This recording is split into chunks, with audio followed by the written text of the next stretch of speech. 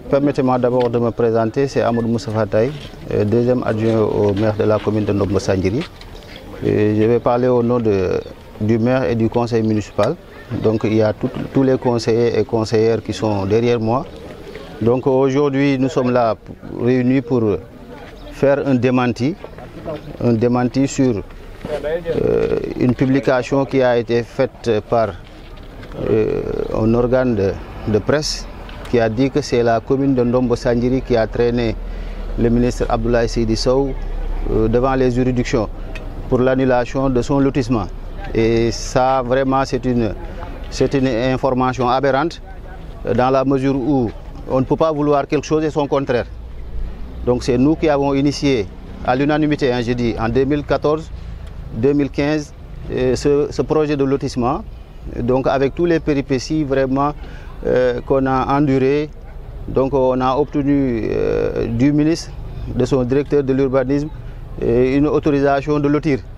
Et les parcelles ont été distribuées et les gens détiennent leur notification. Il y a même certains qui ont des attestations de bail.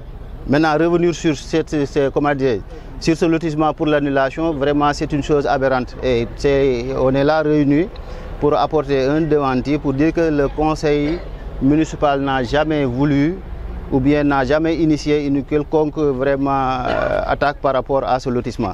Au contraire, nous le préservons, donc c'est pourquoi nous sommes là, pour préserver vraiment cet acquis qui est vraiment quelque chose que tout Ndombo apprécie. Donc c'est ça qui nous réunit aujourd'hui.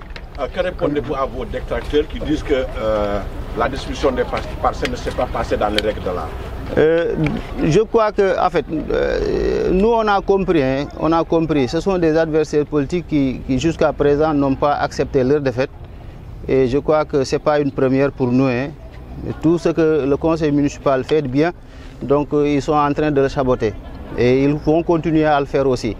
Mais malheureusement, ce qu'ils ont fait, c'est pas digne.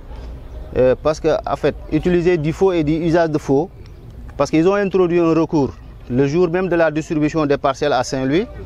Et on a envoyé, nous, par le biais de maître Mohamed Alpha Diallo, huissier de justice, pour qu'il fasse une sommation interpellative pour les gens qui ont été cités dans le recours. Et à l'unanimité, tous ont dit qu'ils n'ont pas de terrain dans la zone lotie. Et c'est incompréhensible. Comment se fait-il que les gens introduisent un recours, les personnes susnommées, interpellées par un huissier, et tous ont dit qu'ils n'ont pas de terrain dans la zone lotie? Il y a Anguille sous roche. Donc on comprend qu'il y a des politiciens mal intentionnés qui sont derrière ces gens qui les manipulent. Donc c'est du faux et du usage de faux. Il y a même 3 d'entre eux qui ont dit qu'ils ne connaissent même pas Maître Ndiagassi, ils n'ont jamais eu écho de ce recours. Ce qui est dangereux. Donc ils devaient s'afficher. Ces politiciens qui sont derrière ces personnes doivent s'afficher. Ils doivent avoir le courage de s'afficher et de dire que c'est eux qui veulent mettre tout dans l'eau. Et nous, on va se défendre. Parce qu'en fait, on a les arguments, on a des arguments pour se défendre. Et je crois qu'ils ont introduit un recours au niveau de la Cour suprême. Et nous les remercions de passage, parce que pour eux, ils sont un peu surpris. Parce qu'ils pensaient que peut-être s'ils introduisent un recours au niveau de la Cour suprême, ils vont rester dans leur bureau pour trancher. Et heureusement, on a une justice vraiment que nous félicitons. Ils ont organisé un transport sur les lieux. Ils sont venus ici le 4 passé pour s'enquérir de la situation. Et je crois qu'ils ont fait leur travail. Et eux, ils ont été un peu surpris de voir que ce recours n'est basé que sur du faux et du usage de faux. Le lotissement concerne combien d'hectares? Combien d'hectares et combien de parcelles ont été distribuées? Donc le lotissement c'est sur 114 hectares et poussière. Donc ça fait le total de 1600 lots. Et on a donné 1322 lots à des natifs de Ndombo. Et le reste, on l'a préservé parce qu'on ne peut pas tout donner en fait d'un coup. Donc il y a des générations qui vont venir. Donc on a laissé presque 300 à 400 lots pour éventuellement des gens, des cas d'omission, des oublis et peut-être éventuellement des gens, d'ici quelques années, ils vont avoir l'âge mature pour avoir des terrains. Donc on a mis une réserve là-bas. Donc comme vous le connaissez, Ndombo c'est une petite commune qui n'a pas beaucoup d'espace. Je crois qu'à part les 114 hectares, il n'y a plus rien. Certes, peut-être il y a certaines personnes qui réclament qu'ils ont 30, 40 hectares. Donc je crois que pour une commune comme Ndombo, des gens qui disent qu'on a 30 hectares, la municipalité ne va pas l'accepter. Donc si on termine avec ce lotissement, vraiment on va essayer au moins de voir avec ces gens comment on va faire pour qu'au moins ces terres-là soient restituées à la commune et qu'on puisse les distribuer aux natifs de Ndombo. Dernière question, vous avez dit dans votre introduction que la terre est un domaine national. Est-ce que ce sont les fils de Ndombo seulement qui ont été on les a accordé des parcelles seulement ou il y a d'autres gens qui habitent d'autres localités? Bon, en fait, nous, on n'est pas apartheid 6. On n'est pas raciste aussi. Le domaine national, ça appartient à tout le monde. Mais dans le code, je crois qu'il a été très précis. On privilégie les natifs de Ndombo. Donc, sur les 1600 lots, nous, on a donné 1322. Et sur les 1322, 1255 lots sont donnés à des natifs de Ndombo qui, on peut, de manière très claire, les identifier un par un. Maintenant, les 5% ou bien 2% qui restent, mais c'est ouvert aux Sénégalais. Tous les Sénégalais ont le droit d'avoir des terres partout. Ça, Ndombo ne peut pas être une exclusivité dans le Sénégal. Il y a des natifs de Ndombo qui sont à Dakar, qui ont des terrains là-bas. Il y a des natifs de Ndombo qui sont à Saint-Louis, qui ont des terrains là-bas.